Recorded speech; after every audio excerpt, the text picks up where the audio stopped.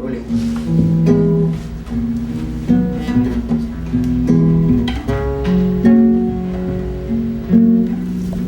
Huwag kang mag-alala, nak.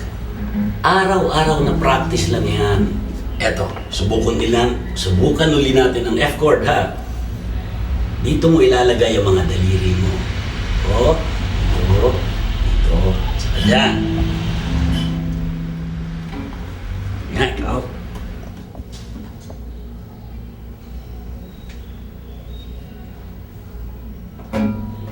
Ang hirap, Tay. Kaya mo yan, anak. Huwag mong isipin na mahirap para magawa mo. Pag nag-practice ka araw-araw, pwede tayong bumuo ng banda. Tapos, sisikat tayo. Talaga, Tay? Oo, sabi ko sa'yo. Sige nga, bilis. Uli, saan mo ilalagay ang daliring ito? Kaya mo naman pala eh.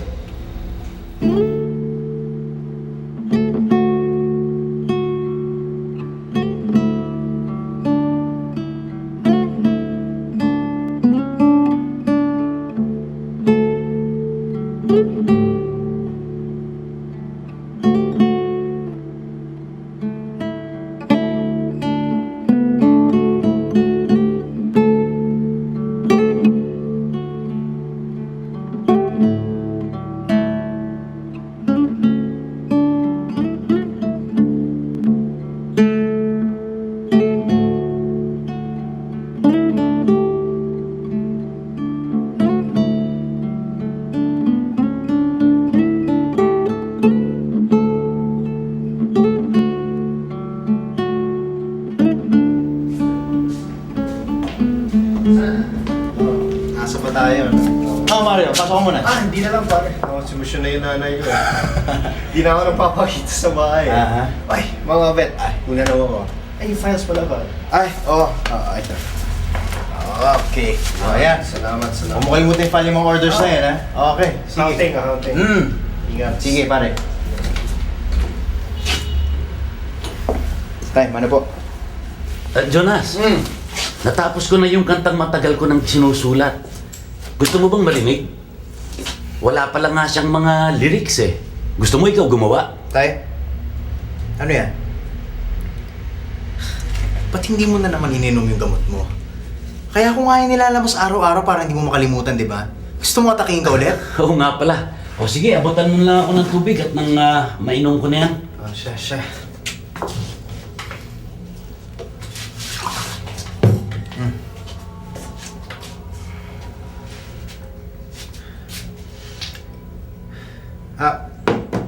Tay? Naghanap ka pa ng trabaho kanina? Naku, Jonas, masyado ako nawili sa paggawa ng kanta eh. Di ko tuloy naalala. Nangako ka na hindi mo nakalilimutan, di ba? Yun nga eh.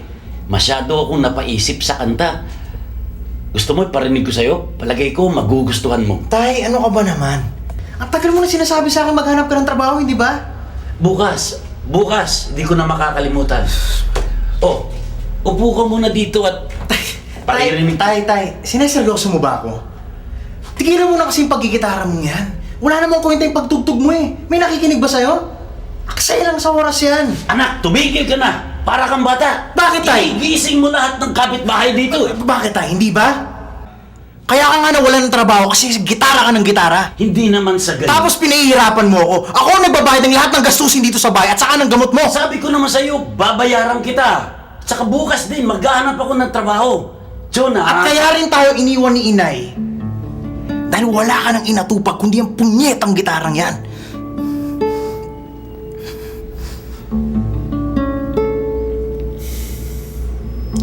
Hindi ka na bata. Malamang, 25 anyos na ako. Hindi yun ang ibig kong sabihin. Hindi ka na talaga bata.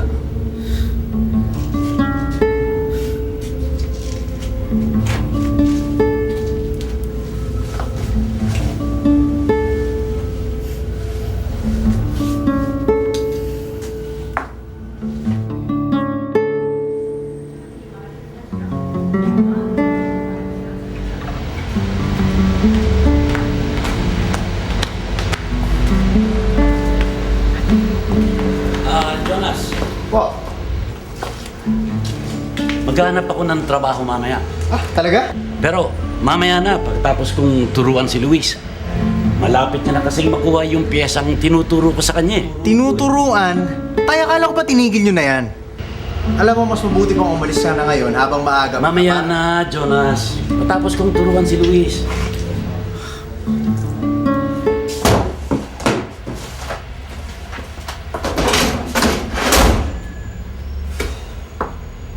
Pare, relax lang. Ay.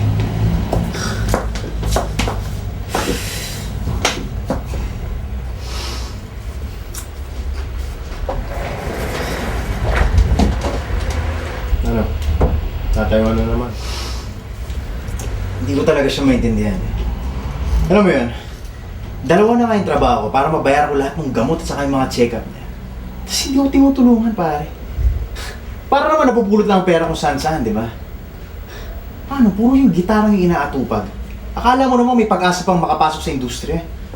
Eh, sinama naman yung gitara kung busit na busit ka na. Hindi naman pwede yun. Ba't naman hindi? Buhay niya yun eh.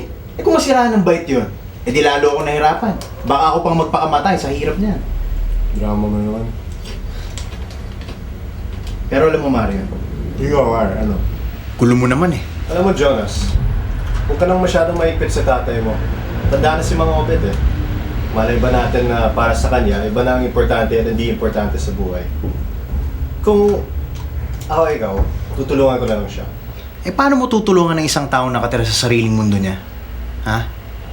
Ako na lang nag-iisip sa aming dalawa. Nakakapagod na. Napanood mo ba siya habang tumutugtog siya? Oo, maraming beses na kaya nga ako nabubwisit sa kanya eh. Napanood mo ba siya habang tinuturuan niya yung mga batang kapitbahay? Oo, 1, 2 beses. Panoorin mo pa siya, Jonas. Baka mayroon ka bang hindi nakikita.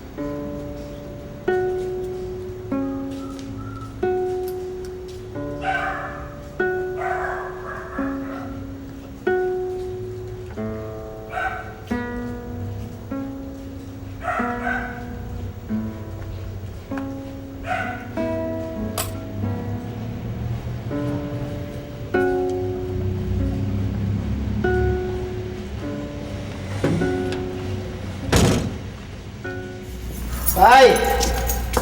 Nakaharap ka bang trabaho kanina? Kung hindi, samahan na lang kita. Magdideyo ko muna.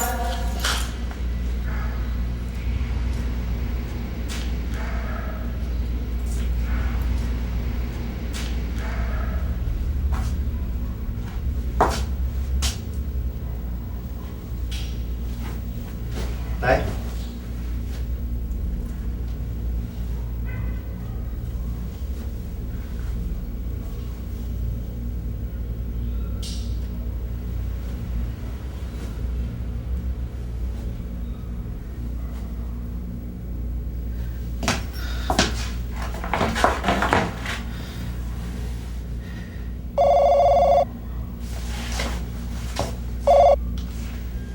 Hello?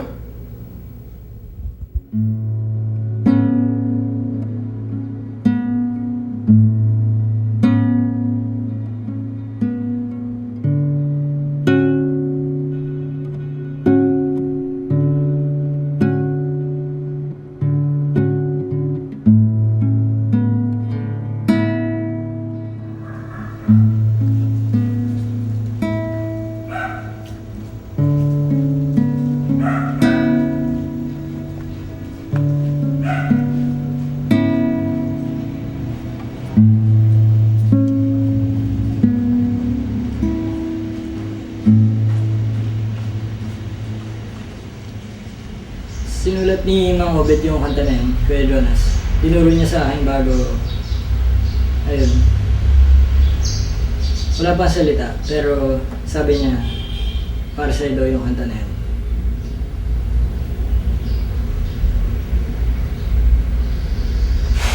Ah, sige, Kuya Jonas, mauna na ho ako.